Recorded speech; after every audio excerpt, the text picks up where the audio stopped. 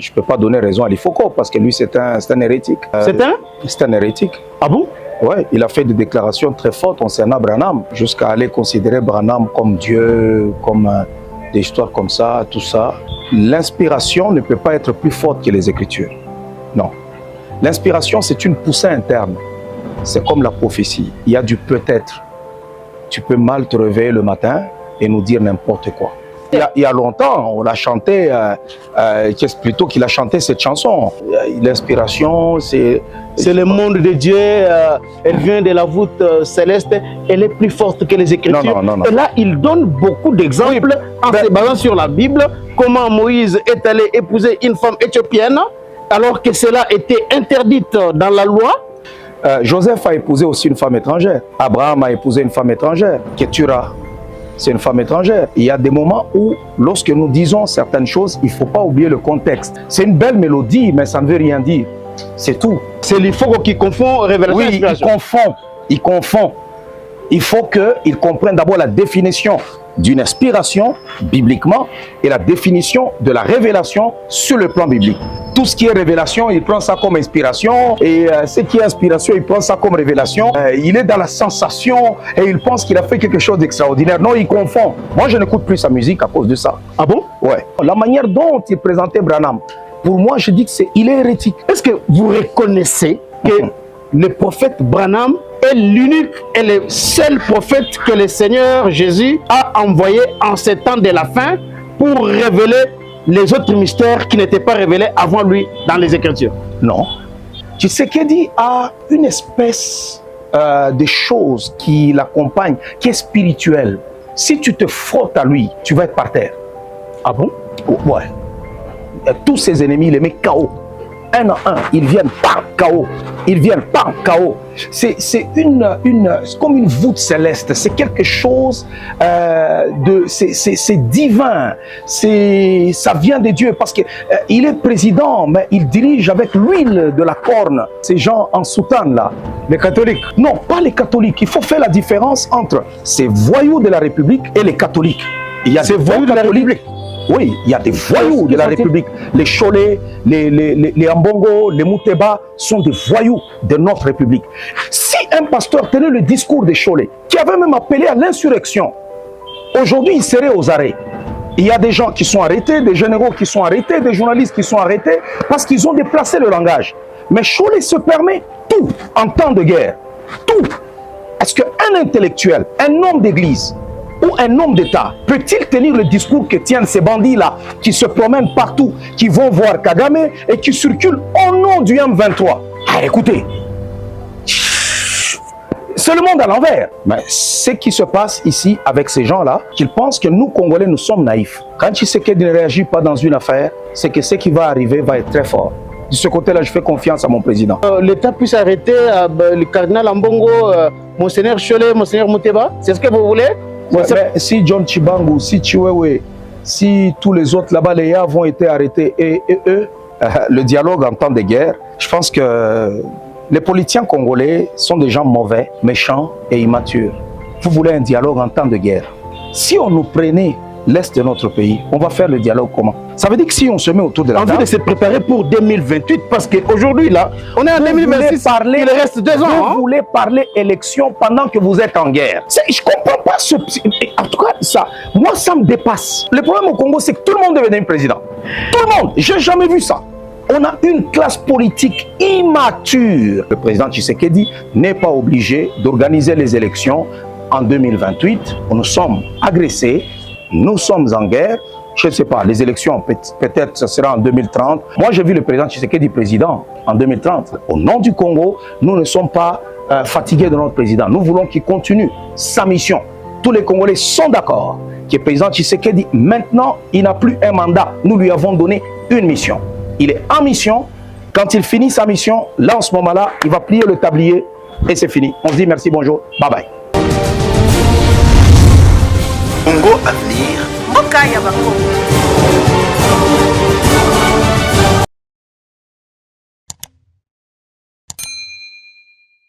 Voilà, merci beaucoup, chers téléspectateurs. Nous sommes très contents, encore une fois, aujourd'hui, de vous retrouver dans le cadre de ce magazine Le débat congolais. Nous allons aujourd'hui parler des sujets importants. Le premier est en rapport avec la menace des États-Unis, menace qui pèse désormais sur le Rwanda. Les sanctions sont déjà brandies par les États-Unis. Il y aura une séance au courant de cette semaine, au terme de laquelle tout sera précisé si les sanctions vont encore une fois tomber sur Paul Kagame. Donc le thème de l'émission de ce jour est intitulé « Trump menace, Rwanda résiste, jusqu'où ira Kagame ?» Et nous parlerons aussi de ce débat, cette polémique autour de l'inspiration, des écritures telles que lancées par l'artiste gospel, le pasteur Mike Kalambai, une chanson chantée il y a de cela plusieurs décennies par l'Ifoko du ciel, inspiration de son pasteur. Est-ce qu'effectivement l'inspiration qui vient bien entendu de Dieu peut-elle être plus forte que les Écritures? C'est une question, le débat est ouvert. Nous allons en parler dans cette émission aujourd'hui. Et pour cela, nous avons aujourd'hui dans cette émission le révérend Paul Mukendi, qui est un homme d'affaires, un écrivain, aussi responsable de la communauté, si je dois ainsi l'appeler, Parole de Vie, qui est une église implantée partout à travers le monde. Paul Mukendi est aussi conférencier. Révérend Paul Mukendi, bienvenue dans le débat congolais. Bonjour Charles Equin. Ça fait un bon bout de temps et nous sommes très contents de vous recevoir aujourd'hui dans cette émission. On commence d'abord par cette polémique entre le pasteur Mike Kalambai et le pasteur l'Ifoko du ciel, parce qu'il est aussi pasteur du message du temps de la fin. L'inspiration est-elle plus forte que les Écritures? Les uns disent oui, en s'appuyant sur la Bible. Les autres disent non, en s'appuyant aussi sur la Bible.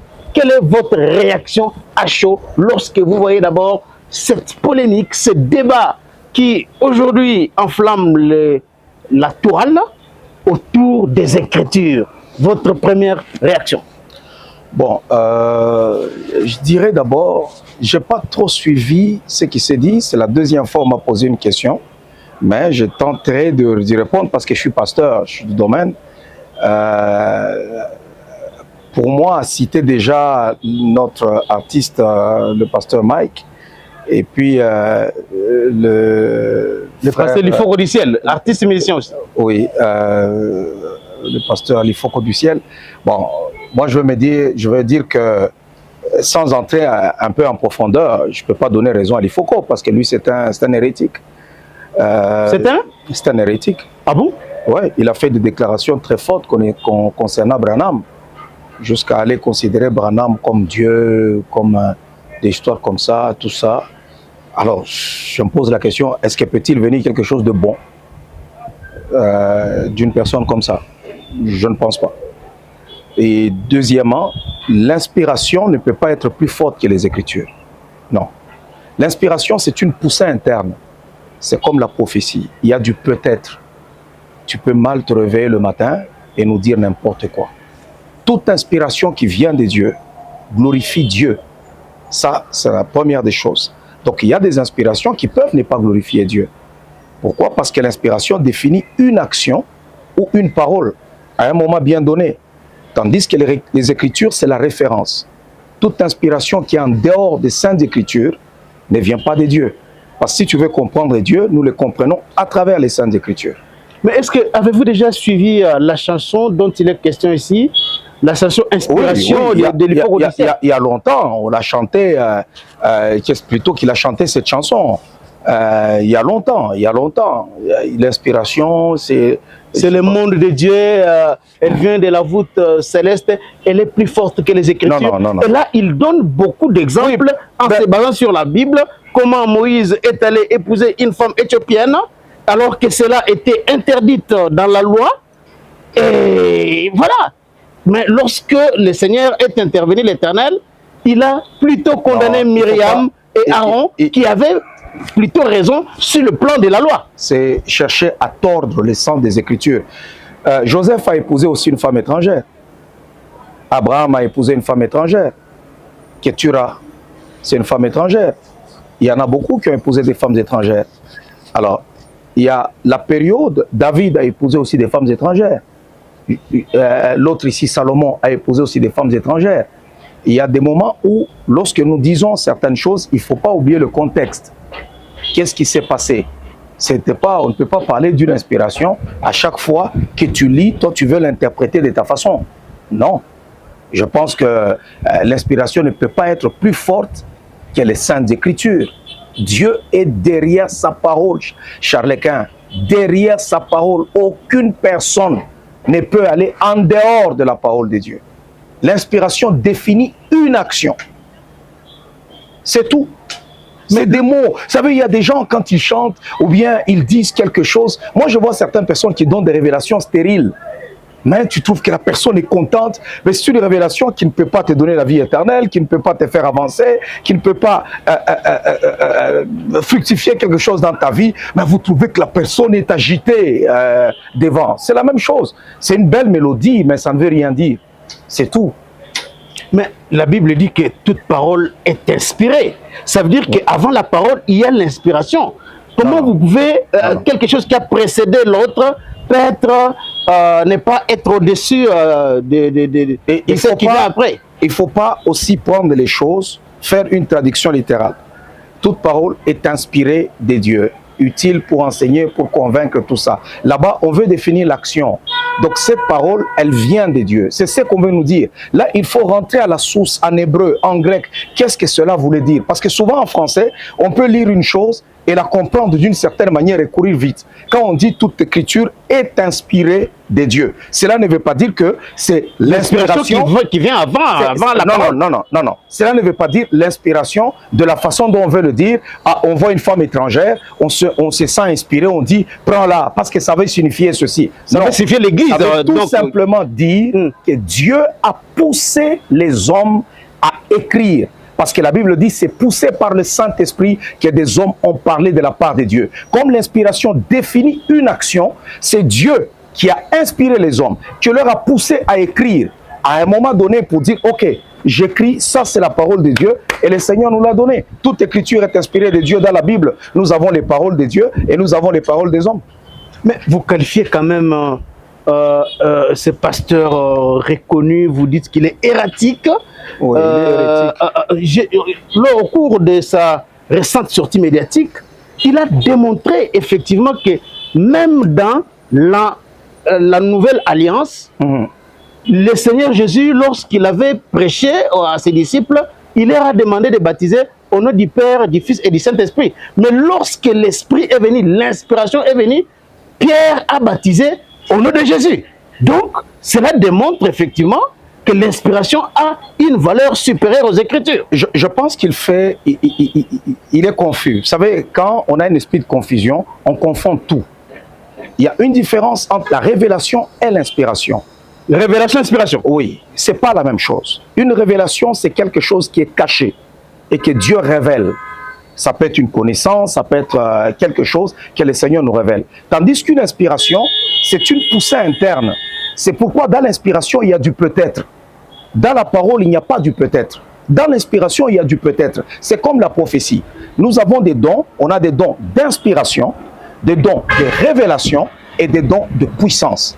Quand je parle de dons d'inspiration, j'ai par exemple, nous avons quelqu'un est inspiré, il peut prophétiser. C'est pourquoi dans la prophétie, c'est un don de révélation, un don d'inspiration.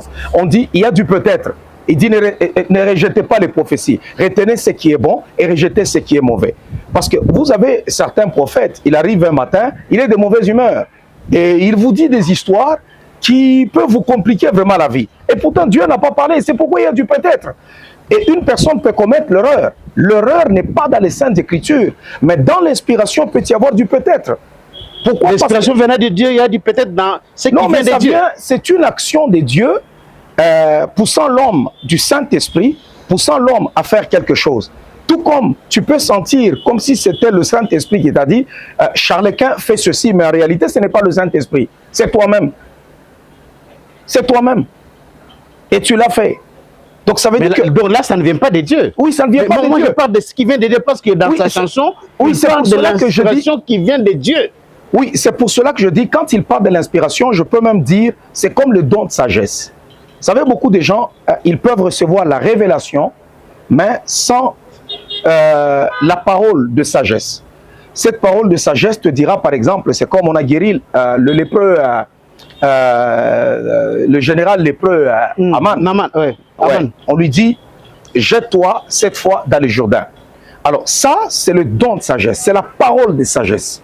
C'est le procédé que Dieu utilise pour arriver au résultat. Alors, la guérison est là, mais quel est le procédé que je dois utiliser pour arriver au résultat? C'est là qu'on lui dira, jette-toi cette fois dans le Jourdain. C'est la même chose avec l'inspiration. Tout comme tu peux croire que tu es inspiré de Dieu, mais en réalité, tu n'es pas inspiré de Dieu. C'est du désordre tout simplement. D'abord, bref, l'inspiration ne peut pas être au-dessus des saintes écritures. Mais il y a beaucoup d'exemples dans la Bible, l'homme de Dieu. J'en ai déjà cité quelques-uns ici. Mais prenons le cas de Pierre. Lorsqu'il était dans la maison, lorsqu'il était d'abord dans la chambre haute, où il avait vu une vision, et la voix qui lui disait, prends ça et mange. Et lui a refusé, parce qu'il se conformait aux Écritures. Mais alors que dans le monde spirituel, c'était autre chose qui contredisait ce qui était écrit. C'est ce que vous je ne voyez dis, pas que là, je dis, les gens sont dans la confusion. Il y a une différence. Là, c'est une révélation. Ce n'est pas une inspiration, c'est une révélation. Dieu te révèle maintenant quelque chose. Il te dit non, regarde, fais ceci. Une révélation, c'est quelque chose qui est caché. Quand c'est caché, Dieu maintenant révèle. Et tandis qu'une inspiration, c'est une poussée, comme je dis, c'est pour te conduire à prendre parole ou bien à poser une action. Mais en réalité, là, c'est à révéler les Écritures. Non, à parler, là, c'est la révélation. Quand on révèle les Écritures, c'est la révélation. Tandis qu'une inspiration, c'est une action que nous devons poser à un moment donné, mais qui doit glorifier Dieu. Toute inspiration qui ne glorifie pas Dieu et qui n'apporte pas la vie ne vient pas de Dieu. Non, ne vient pas de Dieu. Toute inspiration doit... Écoutez, parce que c'est dangereux. C'est dangereux. C'est pourquoi je dis, le faire est toujours dangereux parce qu'il est hérétique. Il a déjà dit que Branham, il a des enseignements un peu... mais il n'a jamais dit que Branham... Non, moi j'ai suivi ça. Non. Dans l'émission qu'il vient de faire récemment, peut-être qu'il a dit... J'ai suivi... Moi, j'ai suivi, il y avait un débat entre branhamistes. À un moment donné, il est allé trop loin parce qu'eux, ils prêchent Branham au lieu de prêcher Christ. Tandis que... Non, mais ils prêchent Branham comme étant les prophètes du temps de la fin, les prophètes de l'église de Laodicée. C'est ce qu'ils disent. C'est lui qui est venu révéler les 7 tonnerres, les 7 âges de l'église. C'est que personne n'a jamais fait. Hein, les gens sont libres. Bon, écoutez, ça c'est leur opinion. Moi, je prêche sur l'Apocalypse aussi. J'ai vu beaucoup de gens, beaucoup d'orateurs qui ont prêché aussi sur l'Apocalypse. Vous avez déjà révélé les 7 tonnerres comme Branham l'a fait? Peut-être plus que même ça. Hein. Ah bon? Ah oui. Je me suis vraiment documenté là-dessus. J'ai enseigné là-dessus. Il y a des prédicateurs aussi qui ont même écrit, qui ont parlé. C'est de l'orgueil, en fait, de croire que Branham est le seul qui a prêché sur les 7 tonnerres. Non. Est-ce que Branham est serviteur de Dieu? Branham est ceci? Oui, il a servi Dieu comme tous les autres. Peut-être qu'il a eu une grâce aussi excellente. Mais de là... Hein? Vous, en tant que pasteur, vous dites quand même, peut-être, c'est incroyable. Parce que vous connaissez quand même Branham, c'est pas aujourd'hui que... Oui, c'est une façon de parler, parce qu'il y a des gens peut-être qui ont travaillé plus que lui. Ah bon? Ah oui. Le dernier prophète qui est venu sur la terre pour révéler les mystères cachés, c'est lui, l'Élie, qui devrait venir, selon ce que disent eux-mêmes les branhamistes. C'est ce que je parle de l'hérésie. Jésus a dit de Jean-Baptiste, c'est lui, Élie, qui devrait venir. Comment Jean-Baptiste est même Élie? Élie s'habillait en peau de chameau, Jean-Baptiste s'est habillé en peau de chameau. Élie ne s'est jamais marié, on ne nous a pas parlé de sa famille, Jean-Baptiste ne s'est jamais marié. C'est une femme qui a mis fin au ministère d'Élie, et c'est une femme qui a mis fin au ministère de Jean-Baptiste. Et Jésus a dit, si vous voulez le comprendre, c'est Jean-Baptiste, c'est lui, Élie, qui devrait venir. Alors si quelqu'un vient me dire encore que Branham, c'est lui, Élie, qui devait venir, ben écoutez là, quand même. Écoutez, il y a quelque chose qui ne marche pas là, dans ma tête. Jésus l'a déjà dit. Il est la fin de la loi, il est la fin du discours. Là où le Seigneur a clos le débat, il n'y a personne qui peut venir ouvrir le débat. Qui qu'il soit, même si tu t'appelles Branham, je suis désolé, tu peux avoir des fanatiques, ce ne sont que des fanatiques. Jésus a mis un terme là-dessus. Jean-Baptiste, c'est lui, Élie, qui devrait venir. Point barre. Mais, vous savez, l'homme de Dieu, Branham est présenté comme l'ange de l'église de Laodicée. Laquelle église et lequel ange Dieu l'a pratiquement vomi. Est-ce que vous comprenez quelque chose là lorsque l'on on présente Branham comme étant l'ange de l'église de Laodicée? Ça c'est le débat, tout simplement. Est-ce qu'il est effectivement cet ange-là de l'église de Laodicée? Non, il n'est pas cet ange-là. Ah bon? Non, il n'est pas cet ange-là. L'ange rejeté par les Écritures, parce que c'est ce que la Bible dit. Hein? Il n'est pas cet ange-là. Il n'est pas cet ange-là. Qui lui a dit ça? Qui lui a dit ça? Quand on nous dit l'église de Philadelphie, maintenant, qui est l'ange de l'église de Philadelphie? Vous savez, le problème, c'est que ce n'est pas parce qu'on est américain que tout nous appartient. Dieu n'est pas américain. Il y a des grands serviteurs de Dieu aussi en Afrique, en Asie et partout. C'est parce qu'en ce temps-là, du temps de Branham, écoutez, quels sont les prédicateurs congolais, des prédicateurs africains qu'on connaissait? On ne les connaît pas. Mais aujourd'hui, nous avons aussi des grands prédicateurs africains, je ne sais pas, asiatiques, de l'Amérique latine et ainsi de suite. C'est de la prétention, en fait, de croire que non, c'est moi, c'est moi, c'est moi. C'est ce que la Bible nous interdit, c'est ça l'orgueil. Mais en réalité, moi, je pense qu'on peut être serviteur de Dieu, faire des miracles, mais on ne peut pas contredire les Saintes Écritures. Mais alors, parce que vous dites qu'on ne peut pas contredire les Saintes Écritures, le pasteur du Fogo du Ciel a donné aussi un exemple. Il y a la circoncision que peut-être qu'il y a des Paul choses a expliqué sur la circoncision, alors que personne avant Paul qui n'avait pas l'inspiration n'avait pas parlé comme Paul sur la circoncision. Non, la circoncision a commencé depuis du temps d'Abraham. Et puis quand Paul explique, Paul parle par révélation. Il confond révélation et inspiration. Ah, c'est l'Ifogo qui confond révélation et inspiration. Oui, il confond. Il faut qu'il comprenne d'abord la définition d'une inspiration bibliquement et la définition de la révélation sur le plan biblique. Sinon, il fait l'amalgame. Et là, il ne se retrouve plus. Tout ce qui est révélation, il prend ça comme inspiration. Et ce qui est inspiration, il prend ça comme révélation. Et il est dans la sensation et il pense qu'il a fait quelque chose d'extraordinaire. Non, il confond. Il faut qu'on démêle un peu tout ça. Et là, tout va rentrer en ordre. Et on comprendra que même une révélation, la révélation d'une révélation n'est pas une révélation. Toute révélation, c'est Dieu qui nous montre ce qui est caché dans sa parole. Et ça doit venir toujours glorifier le Seigneur. Pas en dehors de ça.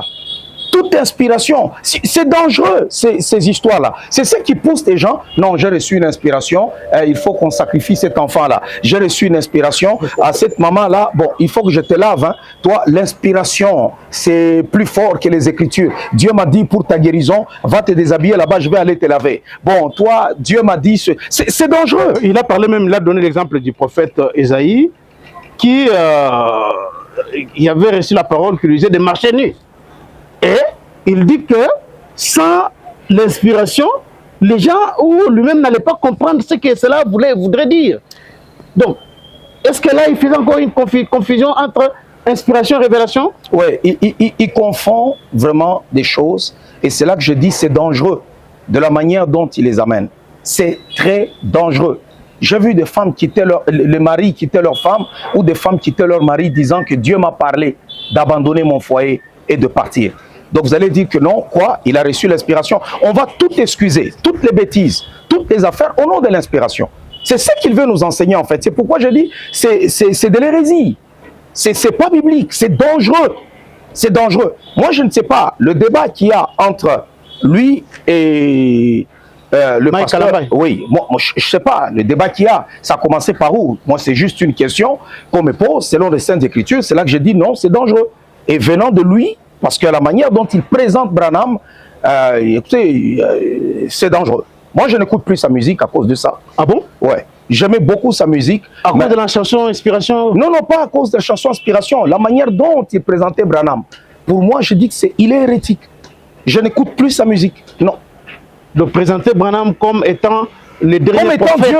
Il le le plus présente d'une manière comme étant l'égal de Christ. Non, c'est le dernier messager du temps de la fin Non, ça- qui est venu révéler ce que personne n'a jamais prêché avant lui. Et si on ne croit pas à ce message, on n'ira pas au ciel. Ça, c'est clair. Il n'y a Ouais. pas de débat là-dessus. C'est ce qu'il dit. La seule façon d'accéder au ciel, c'est de croire en Jésus-Christ comme Seigneur et Sauveur personnel. Mais de croire notre aussi vie. en son envoyé, les prophètes, parce Non, que non, non, Dieu non. ne fait rien La vie- sans avoir révélé à ses serviteurs, les prophètes. éternelle. La vie éternelle. C'est qu'ils te connaissent. Toi, le seul vrai Dieu, et celui que tu as envoyé, Jésus-Christ. Point barre. Pas connaître Paul Mukendi, pas connaître Branham, pas connaître, je ne sais pas, Léopold Mutombo, pas connaître, je ne sais pas, Billy Graham, pas connaître, je ne sais pas, T.D. Jakes ou je ne sais pas, Benin. Non. La vie éternelle, c'est qu'ils te connaissent, toi, le seul vrai Dieu, et Jésus-Christ que tu as envoyé. Qui que tu sois, Branham ou je ne sais pas quoi, ça ne marche pas. Alors, on comprend que vous vous opposez à ce que... Est-ce que vous reconnaissez, et je dois terminer par là, que le prophète Branham est l'unique et le seul prophète que le Seigneur Jésus a envoyé en ces temps de la fin pour révéler les autres mystères qui n'étaient pas révélés avant lui dans les Écritures? Vous reconnaissez cela? Non. Non. Vous ne les reconnaissez pas comme les messagers du temps de la fin? Non. Je ne suis pas branhamiste. Pourquoi je vais reconnaître ça? C'est pourquoi les autres les appellent branhamistes. Mais moi, je ne suis pas branhamiste. Je ne reconnais pas ça. Je ne reconnais pas Donc, ça. de tout ce que Branham a fait comme travail lorsqu'il était en vie, Il a travaillé comme serviteur de Dieu, comme tout le monde, comme moi qui fais ma part. Lui aussi, il a fait sa part, selon chacun, selon sa grâce. Mais pour dire qu'il est le prophète du dernier temps, non. Non. voilà, merci beaucoup, révérend Paul Mukendi. Mais est-ce que je peux vous demander de retirer quand même ce que vous avez dit ici, qualifiant les pasteurs du Fogo du Ciel d'hérétiques? Ça, c'est quand même fort. Est-ce que vous pouvez retirer cela? Non, je ne peux pas retirer. Moi, je trouve qu'il est hérétique. Il faut écouter ses enseignements quand il parle de Branham. On ne peut pas comparer Branham à Christ. On ne peut pas faire ça. On ne peut pas faire ça. Même si on est fanatique de Branham, je respecte les branhamistes. J'en ai vu des branhamistes honnêtes, sincères, des fois des frères avec qui on a partagé le podium, on a partagé la parole de Dieu, on a eu des débats dans le respect, mais qui ne sont jamais allés loin pour dire qu'ils prennent Branham comme étant leur leader, comme étant un prophète. Pas pour dire que non, il est la fin du discours, il est le dernier prophète, il est le Saint-Esprit. Et il y en a même qui peuvent dire, oh Branham. Et il y en a qui sont même idolâtres jusqu'à mettre la photo de Branham dans le culte, le lieu du culte. Et pourtant la Bible dit, tu n'auras pas d'autre Dieu devant ma face. Et tu ne te feras pas même d'image taillée, ni une représentation quelconque. Et ils ont des photos dans le culte où on adore le vrai Dieu. Ah non, écoutez là. Ça, c'est aller trop loin. Je suis désolé, je pense qu'il y en a qui sont trop fanatiques, qui vont s'échauffer les esprits. Je ne veux provoquer personne, mais je dis tout simplement que pour moi, Branham n'est pas Dieu. C'est un serviteur de Dieu, comme tout le monde. Alors, vous dites comme tout le monde, et c'est ce qui vous différencie des autres, parce que beaucoup de branhamistes le disent avec l'écriture à l'appui, que Branham ne peut pas être comparé aux autres prophètes de Ephésiens 4. Mais lui, c'est le dernier. Parce que beaucoup que l'on voit aujourd'hui, ce sont des prophètes des dons, mais lui était prophète du ministère. Est-ce que par rapport à l'œuvre qu'il a accomplie, vous ne devez pas confirmer ça? Comme vous ne pouvez pas confirmer ce qu'ils disent là, les branhamistes? Dans notre génération, nous avons connu aussi des grands prophètes. Peut-être que les autres ont des yeux qui sont comme aveugles. Hein. Qui ne sont pas des prophètes du ministère, peut-être des dons, hein, qui ont un don de prophétie, mais pas des prophètes des ministères comme Jérémie, comme Esaïe. Voilà. Et Branham est de cet ordre-là, selon ce qu'ils disent. Oui, mais moi je connais beaucoup de grands prophètes. Et d'ailleurs, dans les enseignements de Branham, il y a beaucoup d'hérésies. Beaucoup d'hérésies dans les enseignements de Branham? Dans beaucoup. Prends les enseignements de Branham, essaye de lire. Quel enseignement, par exemple? La sémence du serpent? D'abord, en commençant même par là. La sémence du serpent? En commençant même par là. En commençant même par là. Ce n'est pas parce que Branham l'a dit que c'est la parole de l'évangile. Je suis désolé.